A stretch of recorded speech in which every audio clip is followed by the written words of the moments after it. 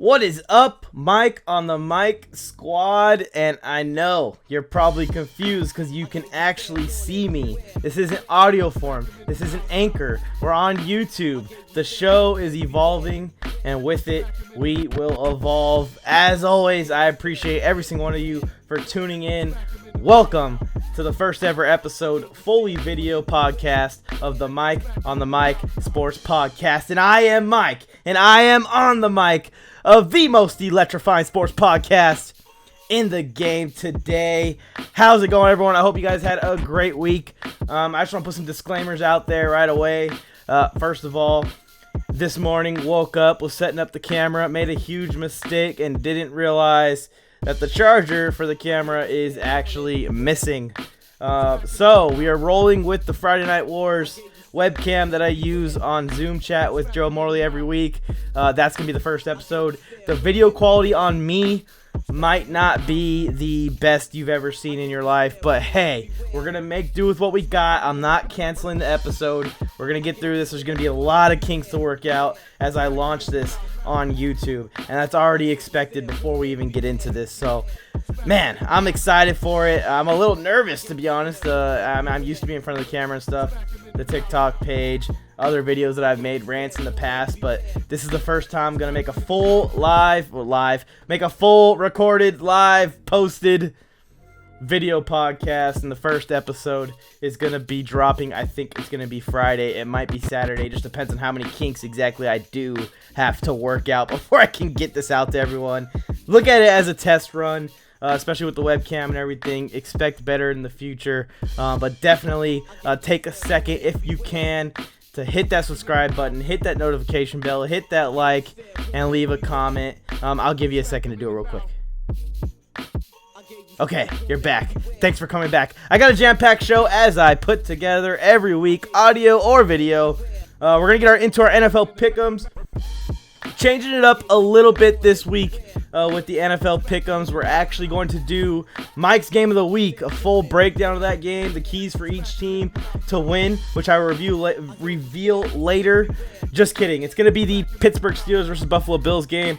Full breakdown of that game and what I see happening in that game and the keys for each team to win that game. And then after that, I'm going to go into the quick picks is what I'm going to call it. And we're just going to quickly go through the rest of the games very briefly and pick the winner of every single game, every single week, as we have all NFL season. So that's coming up. Get ready for that. And then on top of that, we have a new segment that I'm incorporating into the show on a weekly basis called Mailbag Mike Squad, something like that. We're going to call it the Mike on the Mic Mailbag, where basically you get to submit some topics and some questions to talk about. I'll briefly go over them. I have 4 questions submitted today. If you want to know how to submit questions for the mailbag segment each week, go ahead and go over to my Instagram page. The link will be in the description of this video.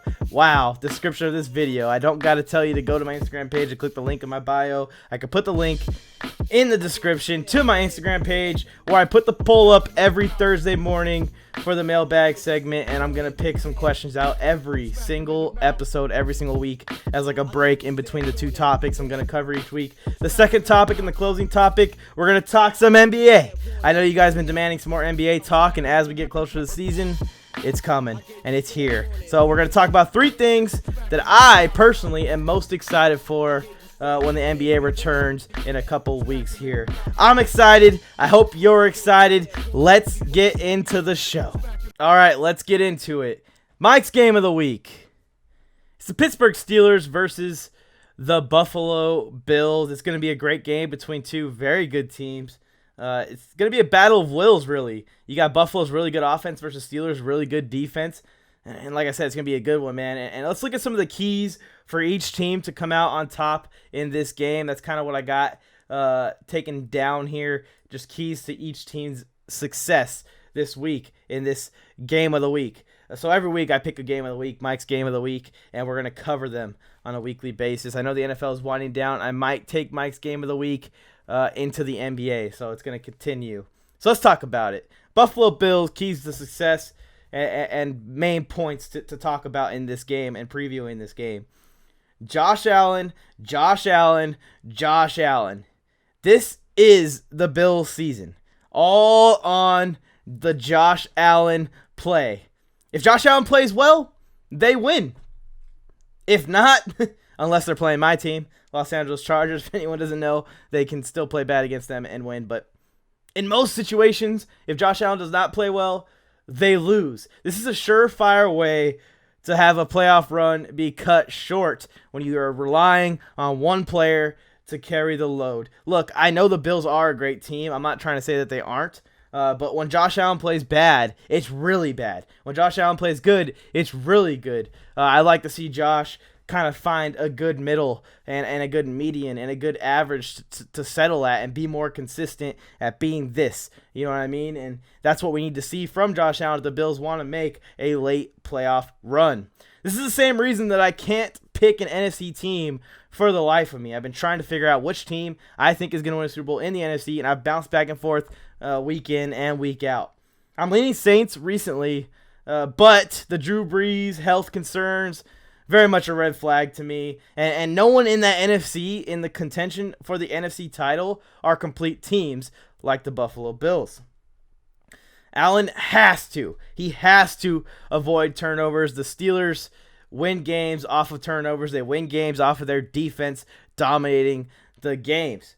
For the Bills' defense, the main threats to worry about on the Steelers' offense is those big play wide receivers. I know you're thinking, big play wide receivers. Juju, Chase Claypool, Deontay Johnson, and even Ray McLeod are extremely good at breaking tackles. They're extremely good after the catch, and that's kind of what the Steelers have been leaning on all year. They have these little speedy receivers. Big Ben gets them the ball underneath, and these guys turn into a 7 to 10 yard gain almost every single time the pass is completed. This is something that the Steelers have succeeded at, and it's not leading to a bunch of points being put up on the board, but it's leading to staying ahead of the chains, keeping the time of possession in your favor. You're controlling the field position by moving the chains, allowing your defense to win these games for you. I will tell you what, Mike Tomlin is a genius, and year in, year out, the way that he adjusts to the players on his roster and putting in a game plan that fits them perfectly is something that goes by unnoticed by a lot of people and is an extremely underrated coach and when you look at it in all-time rankings as far as coaches. But anyways, yeah, the Bills need to focus on tackling. It's back to the basics this week, and it's back to the basics for any team playing the Steelers. Washington and Baltimore kind of laid out the formula. Force them to throw these underneath routes to these receivers like they like to do.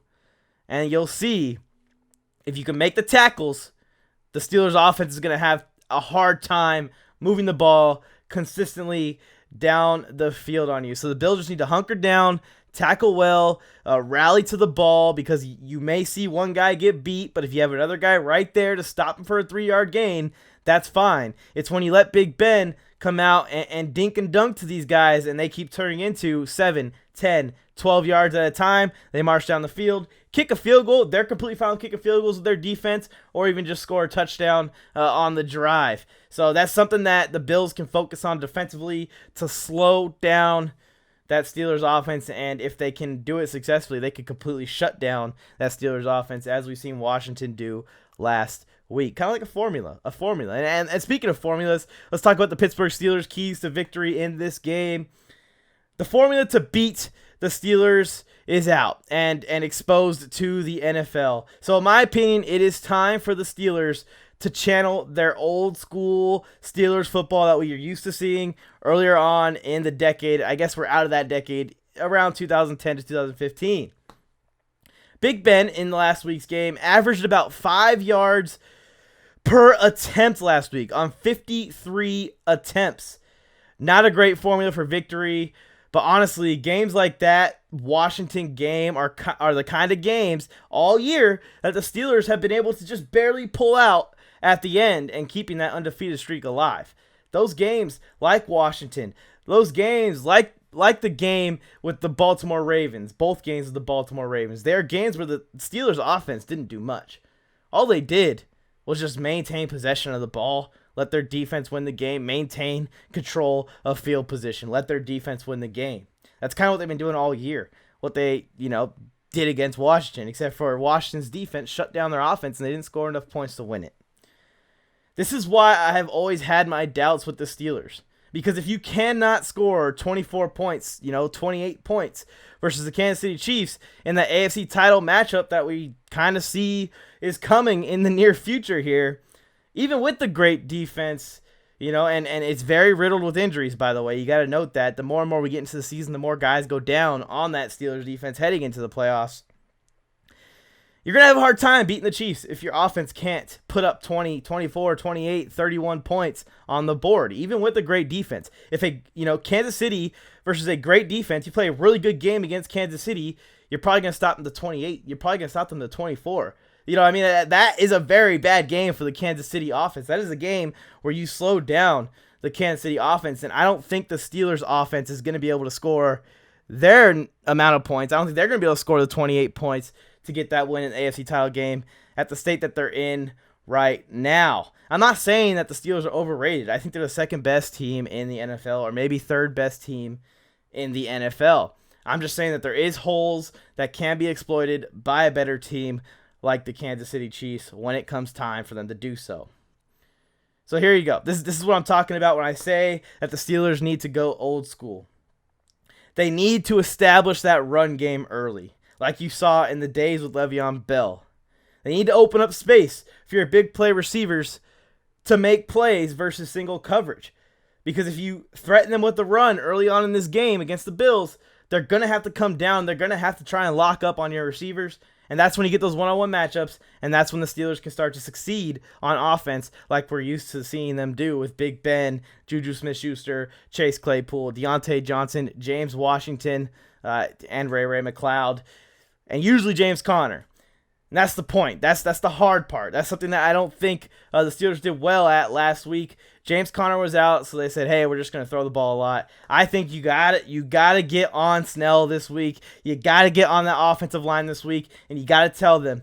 Every other game, it was on the defense to win this game for us. This week, we are putting our faith into you. You will win this game for us. And in the first half, come out and pound the ball down the Bills' throat and dominate on the run. And that way you can open up space for your receivers, because I'll tell you what, the Bills' defense isn't no slouches. They aren't the best in the league like we're used to seeing from the Bills. They're not top 5. I think they're top 10, maybe they're top 15 for sure if we're going to put a lock on it. But if you don't come at them in a different way than they've seen in the past couple of weeks where Baltimore and Washington kind of shut the Steelers down, the Steelers come out and try and do the same thing, I think the Bills are going to shut them down too. It's going to be ugly for the 11-2 Steelers after this week if they can't change up the game plan, get that ground game going, especially early on in the game, to help out the passing game. That's what they got to focus on doing. This is another game where if Josh Allen shows up, the Steelers' offense is going to need to step up. The Steelers' offense is going to need to put up 24, 28 points. This is a good test for the Steelers as a whole, and if they're really contenders to beat the Chiefs in the AFC title game, because the Bills are like a mini version of the Kansas City Chiefs right now. So, what is my prediction for this game? Breakdown of both sides is done. My prediction for this game is I think Josh Allen is ready for this game. With the Steelers defense down, a few key players, a few key pieces, they're missing their guys. I can see Josh Allen making a difference on the ground. I can see Josh Allen making a huge difference through the air. I think he goes for 300 yards, 2 passing touchdowns, 1 rushing touchdown. Maybe he turns the ball over once just because, that Steelers defense is still good. You still got TJ Watt on that line. Maybe he gets a strip sack or something like that. But for the most part, I think Josh Allen plays very well. I think the Buffalo Bills beat the Steelers, upset the Steelers this week, sending them to 11-2, sending the Bills to 10-3. So there you go. There's my game of the week and the full preview for it.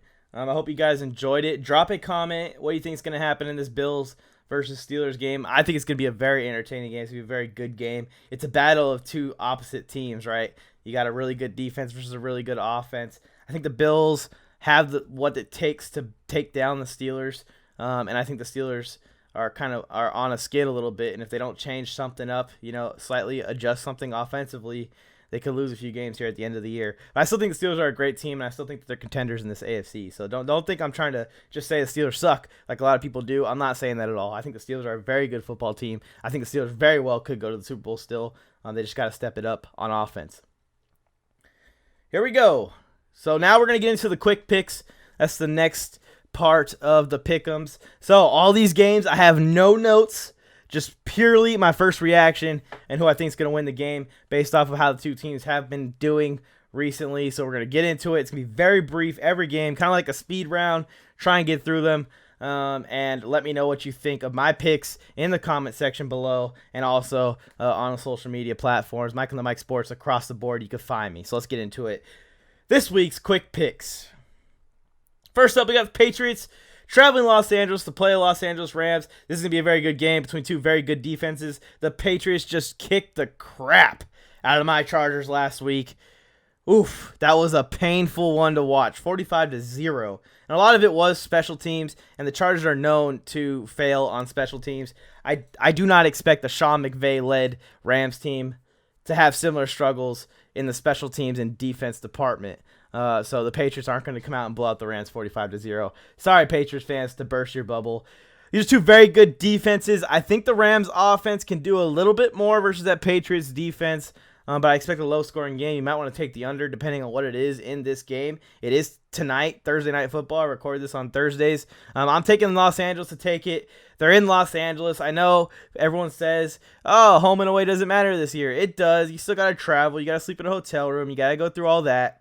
You're not in your own house. You're not enjoying the time off, in between practice and everything. Your time off is spent traveling from New England to Los Angeles. Actually, I think they might have just stayed in Los Angeles after playing the Chargers last week.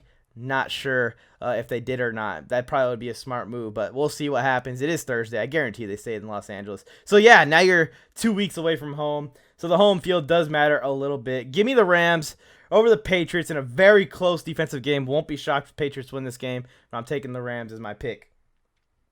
Next up, we got the Houston Texans traveling to Chicago to play the Chicago Bears. This is an interesting game because both teams are kind of in a similar story. The Houston Texans should have beat Indy by 1 point last week if they could have just got in and kicked the extra point. Bad snap, fumble, cost them the game. And that was against the Indianapolis Colts. The Bears, on the other hand, they're trying to get behind Mitch Trubisky. The Lions just had some crazy comeback. I looked away for 1 second in that game. 1 second, I looked down at my phone. And when I was looking originally, the game was a 10-point game. Bears were leading by 10. I looked down for a second, looked back up, and the Lions are winning. They just scored the game-winning touchdown. So that was insane. And the Bears are kind of on a downward fall here right now. I think the Texans are a lot better than their record suggests. I think a lot of people are going to pick the Bears to win. So as far as this competition goes, I'm going to take the Texans and hope I can get a game here. I think the Texans can go into Chicago and take them down. I think that their offense is good enough to match up with that great Bears defense. I think the Texans play with a lot of heart on defense. J.J. Watt and company are going to play very well against Mitchell Trubisky. And that Bears offense has been struggling, ever since Nick Foles took over. And now it's Mitchell Trubisky. So here we go. I don't even know which quarterback's better. I like Mitch better right now, but he's also younger. And I liked Mitch out of college, so I'm a little bit biased with Mitch Trubisky. But yeah, I'm taking the Texans to beat the Bears. This is another one that could be a very close game and could come down to the wire. Next up, we got the Arizona Cardinals traveling to New York to play the New York Giants. Wow, the Giants upset the Seahawks last week, exposing them, really. I mean, the Seahawks have a lot of holes. They have a lot of problems that they need to solve in these last couple games, and their schedule is really easy. I actually predicted the Seahawks to finish off undefeated, and they lost the very next game. So here we go.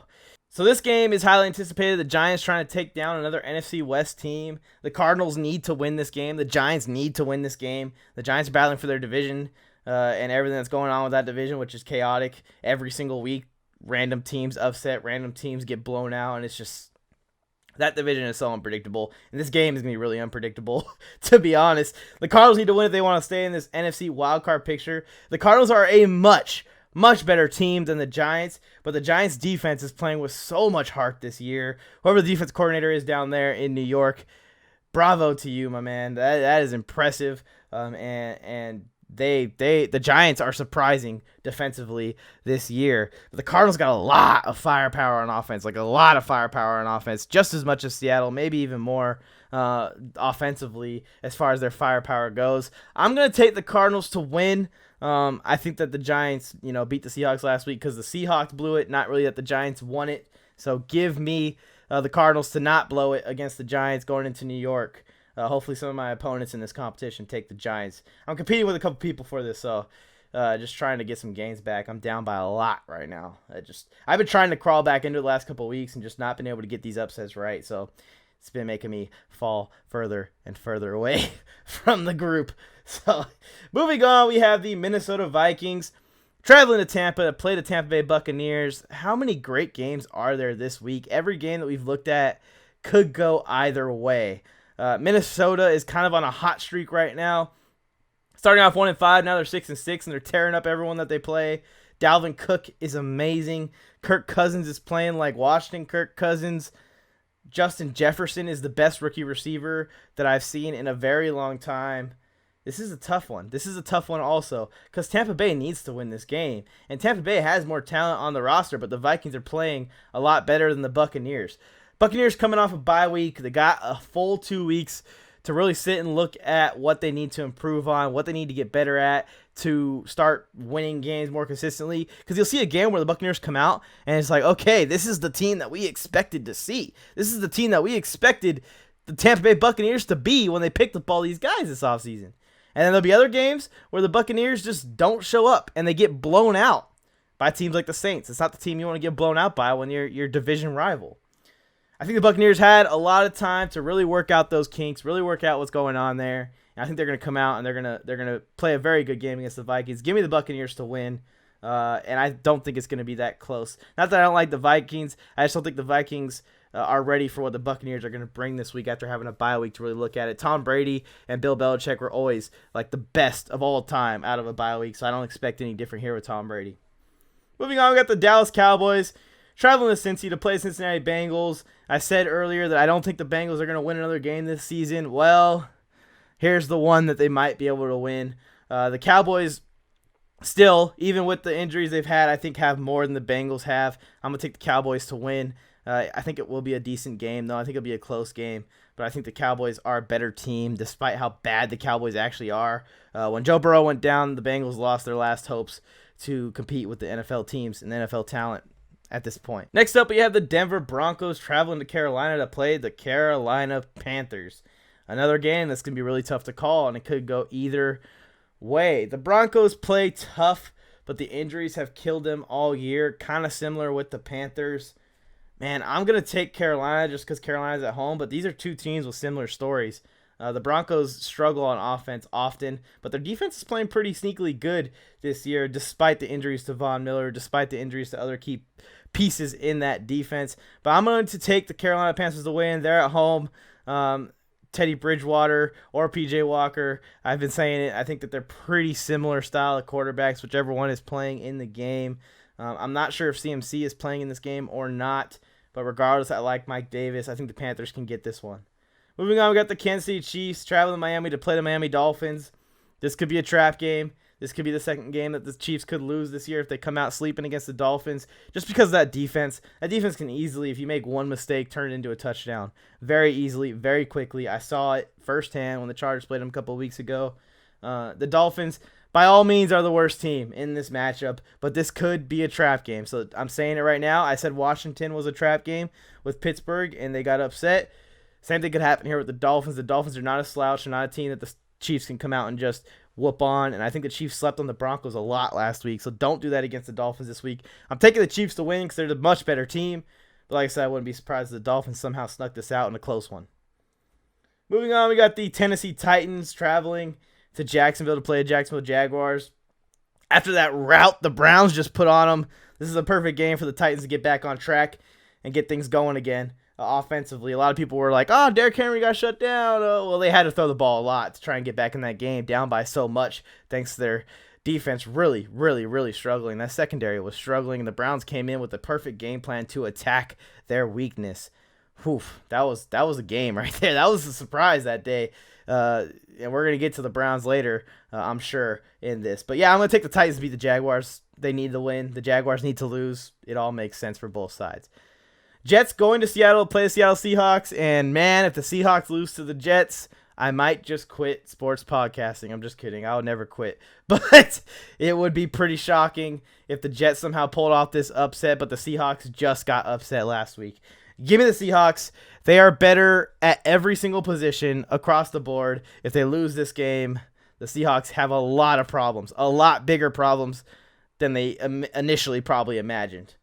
Moving on, we got the Indianapolis Colts going to Las Vegas, play Las Vegas Raiders. This is going to be a very good game. Colts probably shouldn't have won last week. Raiders probably shouldn't have won last week. Think about the story last week for these two teams.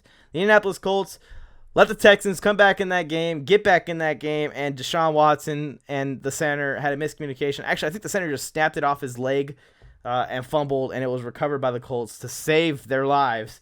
Almost lost to the Houston Texans. I picked the Texans, so I was pretty upset that they lost. And then the Raiders won on a Hail Mary pass. The Jets defensive coordinator, who is now fired, Greg Williams, called man coverage and blitzed in a Hail Mary situation. I've been around football, playing, coaching, analyzing for over 10 years of my life. And I have never seen a worse defensive play call in a Hail Mary situation. I have never seen a worse defensive play call in any situation. He basically just handed them the W. And if they did it on purpose, Greg Williams took the fall for it and he got fired. But man, that was bad. Who's going to win this game, though? This is going to be an interesting one. I don't think the Raiders have been consistent enough. I don't think the Raiders have enough on offense to really press that defense the way they would need to win this game. So I'm going to take Indy to beat the Raiders in Las Vegas. It's going to be a tight one also. It's going to be a good battle. I think the Colts, if they play efficient offense like they've been doing, Philip Rivers just can keep himself throwing 2 interceptions. I've been saying it all season. There's 2 Philip Rivers. There's the one that knows he has a great defense, doesn't turn the ball over, and just keeps possession of the ball and wins the game strategically. And then there's Philip Rivers that comes out gunslinging when he's down by only 1 touchdown and compounds it and makes it even worse. So we'll see what Philip Rivers comes out in this game. But if he just can manage the game like he's been doing all year, the Colts can win this one and get one step closer to making the playoffs. This is a game with a lot of playoff implications because both teams are in that wild card picture. If the Raiders lose, they're almost out of it. If the Colts win, they're almost locked in it. So we'll see what happens here. But I'm taking the Colts. Next, we have a divisional rivalry matchup. Green Bay Packers traveling to Detroit to play the Detroit Lions. And while the Lions always play the Packers tough, and they play everyone in the division tough. We saw what they did to Chicago last week. The Packers are a much better team offensively. I think that defensively they're even better, I think, just slightly. The Packers have some holes. They got a lot to work on going into the playoffs as well. This should be a game where they win pretty easily, but we've seen crazier in the NFL this season. Give me Green Bay to beat Detroit. Next up, we got the Falcons traveling to Los Angeles to play the Los Angeles Chargers. The Falcons destroyed the Raiders a couple weeks ago. That put a smile on my face. Then last week, I picked the Falcons to beat the Saints, and they failed me a little. But it's okay. They were huge underdogs in that game, even with Taysom Hill and them in the game. So Falcons' offense kind of just been like up and down all year. What's new, right? This is a thing that we see every single season with the Atlanta Falcons. If the Atlanta Falcons show up and are the team that played the Raiders a couple of weeks ago, they're going to destroy the Chargers. And the Chargers are just falling apart right now. And they're falling apart in all kinds of ways, right? And Justin Herbert, it feels like Justin Herbert is in a constant battle with his opposing defense, his opponents. He's also in a constant battle with his own coaching staff, making bonehead decisions. I'm going to take the Falcons to win because I'm tired of losing on Chargers picks. Moving on, we got the Washington football team traveling to San Francisco to play the San Francisco 49ers. This game's going to be a good one. Another one where both teams are in the playoff picture. 49ers trying to sneak into the wild card picture while the Washington football team is trying to win their division. Big win against Pittsburgh last week for Washington. The 49ers are going to still be a threat to Washington. Washington is not this amazing team by any means just because they upset the Pittsburgh Steelers.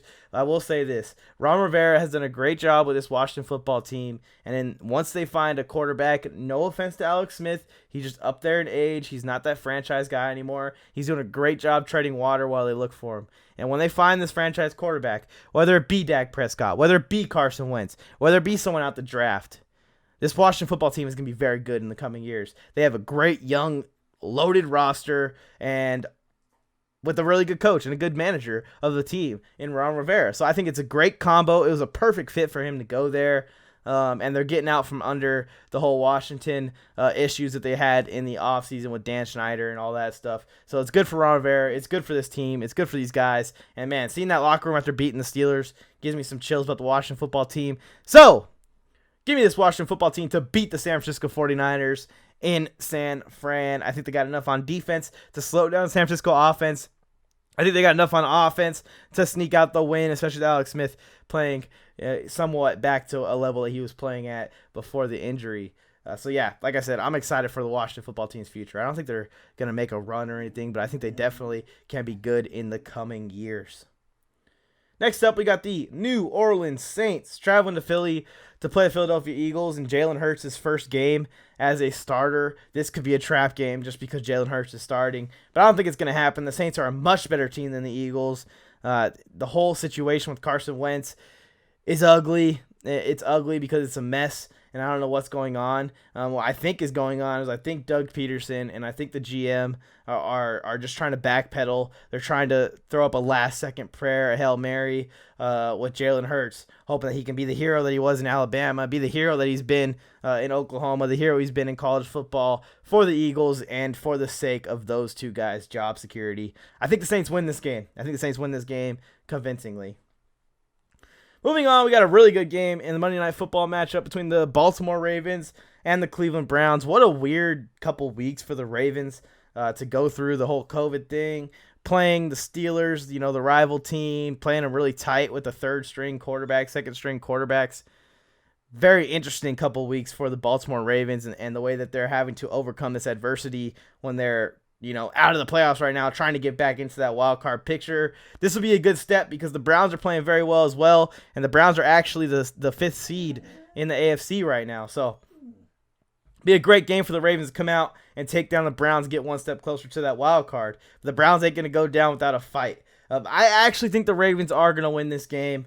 Back in week 1, the last time we saw a rested Lamar Jackson play this Cleveland Browns defense, they absolutely destroyed them. They shredded them up. I think it's closer than that week 1 game because the Browns are rolling right now. I think the Ravens take care of business. The defense plays well, and they come out on top in this one. So there it is. Quick picks and Mike's game of the week. Let me know what you think in the comments of my picks. Where am I wrong? Where am I right? What was good? What take did you applaud and what take did you boo? Let me know in the comments. Let's move on to this mailbag topic I'm excited for. It's the first one. I'm excited for this topic. It's the first time we're doing the mail time. We're doing the Mike on the Mic squad mailed segment. I'm going to come up with a unique name for this. Trust me, it's going to be great. And you're gonna be like, wow, that's a great name for this segment every week. Anyways, if you want to send in questions for this segment next week, head over to my Instagram page, tap that follow button, and on Thursday mornings I put the poll up, and whatever questions are submitted are the questions I'm going to talk about on the show. So let's get straight into it, wasting no time. It doesn't have to be NFL, by the way. You could bring up NBA, you could bring up MLB, you could bring up any sport. I'll talk about it. And if I don't know much about the sport, I'll straight up say, hey man, I don't really know that much, but here's my opinion on the topic that you brought up. So don't hesitate if you're a fan of another sport and you don't like football as much to submit those questions, especially basketball. I love talking basketball, and I miss basketball. I'm excited for it to come back. Anyways, let's get into these mailbag suggestions. Here we go. The first one was sent in by an account named Fanalize. I don't know if you guys have heard of him before. A lot of people on the TikTok community, I'm live on TikTok right now, have heard of him before. But he asked, is Daniel Jones a franchise quarterback? And my opinion on Daniel Jones is I don't think so. And it's just because of the format of the NFL and the quarterback position nowadays. If we were in the NFL of the past, I think he gets a little bit more time to develop. I think he gets maybe another year or two to develop before the Giants give up on him. But in today's NFL, you don't get 3, 4, 5 years to become a good quarterback. If you're not a good quarterback by your third year, in most situations, you're on the hot seat. So we're talking about guys like Sam Darnold, who I think is a good quarterback, just not in the right situation, and he just hasn't performed at a level that is going to win in the NFL, like Daniel Jones, and others to mention. Baker was heading down that road until he started to turn around a little bit this year. Stephen Stefanski saved Baker Mayfield's career 100% because Baker Mayfield is going down a road where they're possibly going to bench him this year if he had another bad year this year. But Stephen Stefanski fixed that offense, and has helped out a lot with Baker's development. Anyways, like I said, I don't think quarterbacks get 3-4 years, 5 years to develop anymore. And with the offseason that's coming up, where you're going to see quarterbacks going around like crazy, I think the Giants are going to have a new quarterback next year going into the 2021 season. Daniel Jones just hasn't done enough, and I feel like Colt McCoy and Daniel Jones did similar things depending on which quarterback was in. Maybe Daniel Jones remains a backup in the NFL, but as far as the Giants franchise quarterback, I don't think that's his spot anymore, and I think he's on his way out the door either this season, and if they really don't find anyone, they may give him one more year. It'll be next year unless he comes out and is amazing next year somehow. Next question was sent in by Alex Robson of the Robson Sportscast. Great show. Go check him out. He asked me, what are your top 3 head coaching candidates for the Chargers? This is a question that's been asked to me probably 100 times. And it's a unique situation for whatever head coach does go to Los Angeles because you have a roster that is ready to win right now. It isn't a normal situation where you go to a team, the Chargers are probably going to be 4-12, 5-11, 6-10 at the most. You go to the team with that kind of record the season before, roster is completely depleted. It's going to take a couple years to rebuild a winning situation as a coach, and as a GM going into that situation. But in the Chargers situation, you have a young quarterback that has proven he can be great in the NFL. You have an amazing receiving core. If they keep Hunter Henry, that makes the receiving core and tight end core even more amazing. You got Austin Eckler at running back, who's one of the better running backs receiving-wise out of the backfield. You got guys on defense like Derwin James will be coming back. You got Joey Bosa. You got the building blocks of a very good team. You just need to add a few pieces here, some O-linemen, maybe another DB, and boom, you have a roster that can compete in the NFL and can compete with the Kansas City Chiefs in that division. So it's a unique situation for whatever head coach does go to Los Angeles. I think it's a very lucrative spot for head coaches to go. The Chargers might actually have their pick out of everyone that is available. I think Houston and Los Angeles are probably the 2 places people want to go because of Justin Herbert and Deshaun Watson. So who are my top 3? I'll start at 3. I'm going to say Robert Saleh, the defense coordinator for the San Francisco 49ers. I like him a lot because of his up-tempo energy. He's always hyped up on the sideline, and that translates to the field. Trust me, I know as a player, if your coach is really hyped on the sideline, you're going to be just as hyped on the field and ready to make plays. I think he'd be a perfect fit with the Chargers because we're a really young team. He's kind of a younger coach, so he's going to relate with the players a lot better than Anthony Lynn is right now. He's going to know what to say to these guys because he was recently in their situation, more recently than some older guys like Anthony Lynn and others, obviously. So I have him as my 3rd pick to take the job. I think that he would be just a great fit. That's what it is. Keenan Allen, Mike Williams, these guys are hype guys. They feed off of momentum, and Robert would bring that to the Los Angeles Chargers. My number 2 pick would be Jim Harbaugh. And a lot of people have criticized me for this pick, but I think Jim Harbaugh's system is much better in the NFL than it is in college. His hard-nosed style, fueled with his, high-pace, high-energy style of coaching with kids, college kids, they react a lot different to that than professional football players. Professional football players want that from their coach. A lot of the college kids, unless you're at the University of Alabama, that kind of just shuts them down. It hurts their ego because they're not fully developed as humans yet. They're still learning life. So I think Jim Harbaugh's system is way better than the NFL, and the Chargers have everything that he was building in San Francisco. Wow, San Francisco's all over this, right? The Chargers have everything that Jim Harbaugh was building in San Francisco before it fell apart back in the days where they were, competitors for a Super Bowl. So I think Jim Harbaugh will be a great fit with the Chargers, and I think his system is a lot better in the NFL if he's ready to come back yet. I don't know. I'm not sure. My number 1 choice is the dream shot at it, Bill Belichick, because I think Bill Belichick would take this roster to the AFC title game in the first season with it and probably take us to a couple Super Bowls if he did it for 5 years even. So it's a dream scenario, though, because it's very unlikely to me that Bill is going to lead the Patriots after all that history he has with them. They chose him over Tom Brady. So I'm going to go ahead and say that's a dream. That's an absolute dream. So that's it for that question. Let's move on to the next one. Submitted by Adam from the What Offseason Sports podcast. Are the Saints the best team in the NFC? And this has been a topic that I've gone back and forth with as far as who is going to come out the NFC on top. It's going to be tough, I'll tell you what. So Do I think it's the Saints? Right now, I'm leaning towards it being the Saints, but not necessarily because of the offense, which was what we're usually excited about with the Saints, but that defense has really kicked on this year, and they're playing at a very high level right now. Week in and week out, that defense is playing at a very high level. So once y'all get Drew Brees back and the Saints are back to normal with their normal game plan offensively, Michael Thomas can get more involved with Drew Brees at the helm.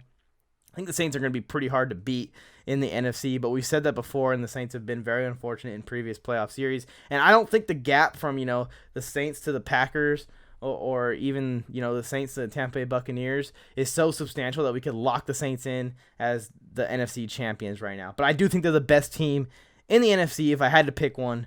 At the beginning of the season, I was so high on the Seahawks and just been very disappointing since then, and especially of late. They've just been up and down, up and down. So, yeah, I think that the Saints are the best team in the NFC if we had to pick one right this second. But don't count the Buccaneers out. Don't count the Packers out. Don't count the Seahawks out. If they could fix and tweak just a few things, get these teams back on track, very quickly they could threaten the Saints for that NFC title. Moving on to the final question we received for the mailbag topic. Again, the way you can submit questions for these mailbag topic that will be featured in every single episode once a week. Head over to the Instagram page. Link will be in the description of this video. Head over to the Instagram page, and on Thursday mornings, I'm going to throw up the poll, and you can just type the question in the poll, and I'll bring it up on the show that week. So here we go. Last one. Where will the Colts stand in the next few years? Quarterback predictions. I think the Colts will be good for the next few years, even after Phillip Rivers. If they decide that this is a one-year thing with Rivers and Rivers is done after this year, I think if Rivers takes them even past the first round in the playoffs, they're going to bring him back for one more season if they don't find anyone else. Or maybe they draft someone, later on in that draft. There's a lot of quarterbacks coming out of college this year. The thing is that there's going to be a lot of quarterbacks moving around this offseason. So the Colts might have the mindset of, we need to make a move now, right? We need to make a move while it's here. Guys like Carson Wentz aren't going to be on the move. Guys like Dak Prescott are going to be on the move. If they want to take a shot on Mitchell Trubisky, he's going to be on the move. If you want to take a shot on Jameis Winston, he's going to be on the move. I think Winston would be a good fit in Indianapolis. There's a lot of options for quarterbacking of the Indianapolis Colts. They could just go back to Jacoby Brissett. Jacoby Brissett is a very good quarterback in the NFL. So we'll see what they do here. There's going to be a lot of options for the Colts in the offseason, but in the next couple of years, I think they are going to find a quarterback. I could see Jimmy G go to the Colts. I really could see Jimmy G end up in Indianapolis after Phillip Rivers is done. So many options. I think the Colts are set as long as they can just pick the right guy to play the quarterback position. I love Frank Reich, and I love the offense that they're building there with Michael Pittman. T.Y.'s kind of fading into the background a little bit, but he still could still be a threat. I think Jonathan Taylor is going to develop into a nice running back in the NFL. Their O-line is obviously elite. The defense is elite. So Indianapolis has a very bright future in the next couple seasons, and they're going to be competing for AFC championships, I think, as soon as next year or the year after once they find their franchise quarterback. Phillip Rivers is doing a great job. Not a great job. Phillip Rivers is doing a good job at doing what the Colts need him to do. But at a certain point, if you want to go win a championship in a conference with Kansas City Chiefs thriving in, you got to go get that franchise guy. You got to go get that superstar quarterback. And once they find their Andrew Luck replacement, the Colts are going to be a very good team going forward. That's it for the mailbag topic. Again, submit the questions on Instagram. Thursday mornings, poll will be up. Maybe even Wednesday nights. Just go ahead over to the Instagram. I am very loud on my story, so you'll know it's there. You'll see it. Submit your questions, and I will get to them on the next week's episode. Thank you, guys. Let's move on to the next topic. All right, let's get into this NBA talk. Who is excited for the NBA season to start? Because I'll tell you what, I am extremely excited for this NBA season to take off. Right around Christmas, we're going to see the NBA come back, and there's going to be a lot of things to look out for. But here are three things, really quick, really briefly, three things that I am excited for when the NBA returns to action on December 22nd. Number 3, the Ball brother takeover. Lonzo is in New Orleans with the Pelicans. LaMelo is in Charlotte. LiAngelo is with the Pistons in Detroit. We don't know if LiAngelo is going to make the roster or not. I could see him making the roster as like a third stringer, a bench guy, a deep bench guy. I don't think he's quite there yet, but they're giving him a shot in Detroit. So if we see all three of these guys imagine if we saw them all playing for the Team USA versus Team World game. That would be exciting if they all play on the same team again in the NBA or on an NBA platform. I'm excited to see how these guys do, especially Lonzo, especially LaMelo. I expect to see some improvement from Lonzo, as we've seen every single year. LaMelo is in Charlotte. Not really his team, because he's not quite that level of player yet, in my opinion. But he's the notable name on that team. They got Gordon Hayward. I don't think Gordon Hayward is what he was in Utah anymore. I used to be a big believer in Gordon Hayward, big Gordon Hayward fan. But recently he's just not the same player he was back then. I don't know if it was the money that got to him or what it is. But Gordon Hayward's a perfect fit for LaMelo as far as just learning from him. And LaMelo can learn a lot from Gordon Hayward there in Charlotte. And then LiAngelo in Detroit, like I said, I don't know if he's going to make the team. But if he does, that'll be exciting to see those guys going at it if they share the court at the same time. That Lonzo Ball versus LaMelo Ball matchup, point guard versus point guard, 6'5", I believe Lonzo is, versus 6'7", LaMelo. It's going to be a really good matchup. It's going to be fun to watch. It's going to be exciting to watch. The number 2 thing that I am excited to witness as I watch the NBA return to the court, return to our televisions, return to our lives again, is LeBron's closing moments of his career. I know we're probably 3 to 5 years away from it still, but I'm just enjoying every moment I can watching one of the greatest basketball players we've ever seen play the game play. And I am not one of the ones to hate on LeBron over and over and over again.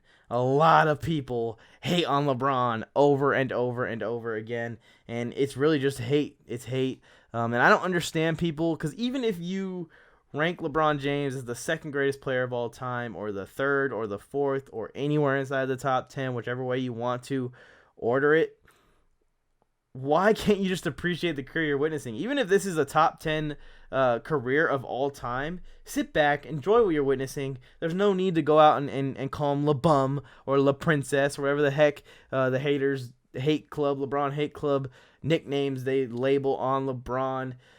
I'm excited just to enjoy LeBron's final seasons of his career coming up here. I think he's probably 3 to 5 years out, and this is one of them. And I'm really excited the NBA is going to continue on even in the pandemic, because we probably would have just lost the year of LeBron if they decided not to play this year or to continue on with the NBA. So I'm excited to see LeBron's next season, see if he can go out there and get some more championship runs going. But even if not, even if we have seen LeBron James win his last championship, what a legendary career. Let's enjoy it until its end. And if you are a LeBron hater, it's never too late to change. The guy's great. The guy's going to be phenomenal for a couple more years. Enjoy what you're witnessing. LeBron James is still, I think, the best basketball player in the NBA right now. So just enjoy what you're watching. Enjoy the final moments of his career, because he's going to be gone one day. And when he's gone, the NBA is going to be worse off. There's no way it's going to be better off without LeBron James, no matter how much you hate on him. So just go ahead, swallow your pride. Same thing with Tom Brady. Let's enjoy these last moments of this guy's career, and just enjoy watching it as fans of the sport. Number 1 thing that I'm excited for in the NBA this season is the returns of players that have been injured, in previous years and in last year specifically. Just a little honorable mention to guys like DeMarcus Cousins coming back, guys like John Wall coming back, guys like Blake Griffin coming back, guys that are trying to reestablish themselves in the league as they've been injured the last couple of years consecutively. But the big names, first off, is Steph Curry. Steph Curry's coming back from injury. Last year he missed most of the season, and the Warriors were pitiful while he was out. This guy changed the position, changed the NBA, shooting, threes from half court. It's very exciting to watch in basketball, and I'm so happy to have him back, because even though the Warriors were dominating for all those years, and it can get annoying to see the same team dominate over and over again, I have always been a huge Steph Curry fan, even before the Warriors became the dominant team that they became in those couple years. I know Klay might not make it back this year, or at least he's going to miss a lot of the season if he does make it back. We're hoping he can get back as soon as possible. I still think just with Steph Curry, the Warriors are going to be a playoff team. They might be a lower seed than usual, or than we're used to seeing from the Warriors. But I think just adding Steph Curry and having those high draft picks, I think that the Warriors are still going to be a playoff team with Steph back on the court and back at the helm of this team. Man, I'm excited to see him drop that first 3. Everyone's going to get excited. It's going to be a big moment for Warriors fans, but for everyone, basketball fans, they're going to enjoy seeing that first 3 sink. Another one is Kyrie Irving in Brooklyn. He's always been one of the best point guards in the league year in and year out, no matter how controversial his situations have been off the court. Kyrie Irving will always be one of the best point guards in the league because the guy is ridiculous with the handles, and he's ridiculous shooting the ball as well. And the way he's able to get those shots up so quick out of nowhere and sink them, so impressive. Maybe the number 2 1v1, ISO player in the league. I think it's pretty close. There's a bunch of guys that can do it, obviously, in the NBA today. But, looking at Kyrie, looking at James Harden, these guys are at a different level when it comes to 1v1 ISO basketball, go get a bucket. And that's what Kyrie's going to do. It's going to be exciting to see him back out there with his teammate, who's the number 1 guy I am excited to see come back, Kevin Durant. Love the guy, hate the guy, call him a snake, whatever he did. He got his rings, he got his awards, he got his accolades. No matter how you feel about him, he is an amazing player. And ESPN actually just dropped their top 10, and they had Kevin Durant at 6. Look, I understand he just went through a really bad injury, an injury that could end a lot of people's careers. But even if he comes back at 75% of what he was, the dude is the second best player in the NBA. He is so good. He is elite. He is elite of elite. He is basically, one notch below LeBron. And as much as I love Anthony Davis, they put him at number 2 on that list. I think Kevin Durant can do everything that Anthony Davis can do, but a little bit better. You know what I mean? He's just as long. He's just as tall. He's just as good of a defender. He's just as good at sinking shots. If not, he's better at sinking shots. Probably the best pure scorer in the NBA because he has this rare height plus length plus speed plus ability to knock down shots and ball handle all at once. He is everything that you would want if you were to build a perfect NBA player, and the league is better off with him playing in it. It's more competitive. The Brooklyn Nets are going to be competitive in that East. They're going to be competitive for the Eastern Conference Championship 100%, even if they don't go and get James Harden. But imagine James Harden, Kevin Durant, and Kyrie Irving on the same team. Kyrie probably has to be included in that trade to get James Harden off the Rockets. But we can dream, right? We can dream. Even with Kevin Durant, Kyrie Irving, Karis LeVert, DeAndre Jordan, if they can hold on to Dinwiddie throughout the trade deadline, this team is going to be deadly come playoff time once they all start to click. I'm excited for it, and that's the number 1 thing I'm excited for is the return of all of these great players. Drop a comment in the description below what you're excited for with the NBA coming back on December 22nd. So pumped for it. So pumped for it. There it is, the first ever episode on YouTube, the first ever video, full episode podcast of the Mike on the Mic Sports Podcast. Again, I'm Mike, and I am on the mic of the most electrifying sports podcast in the game today. All catchphrases aside, all jokes put to the side as well. Thank you guys for tuning into this first episode, and I'm just asking one simple thing from you. If you're not subscribed, hit that subscribe button below. And hit the notification bell. So that way you know every time I drop content, I'm going to be putting up clips. I may just get on and talk about topics. It's not just going to be the episode every week. We're going to add more to this YouTube channel over time. And it's going to be a good one. It's going to be exciting. It's going to be exciting. And I'm going to probably post clips throughout the week as well on the Instagram page. So you guys will see it if you're following over there. The link to that is in my description. The link to all my social medias will be in the description of this video. So yes, please drop a comment, drop a subscribe. Let me know where I can improve the show. That's the biggest thing for me this week. This is the first episode and into the second, third, fourth. I went on Mike on the Mic for 20 episodes before we went from Anchor, all audio, to video and audio. So there's going to be kinks. Got to work them out, and that's what's going to happen here in these beginning stages on YouTube. Please leave recommendations either in my inbox on Instagram and TikTok, or leave recommendations in the comments below for how I can improve these videos, and I can improve each week, because that's what it's all about, is just improving the show for y'all, what y'all want to see every single week. Mike on the Mic Squad, thanks for tuning in. I hope to see you guys next week, and that's all I got for today. So thanks for tuning in, and I will talk to y'all later. I gave you fair warning. But they better get ready. It's Phil Flames. I went Mike on the mic with something brand new, one time for your mind. He gave you fair warning. Now it's time to smack him in the mouth with that raw sports talk from the town. Sweet chin music to your favorite sportscaster. Mike on the mic with sports talk that matters. Reppin' for the West, see the palms in the logo. Mike on the Mic Sports Pod, let's go. I gave you fair warning, beware.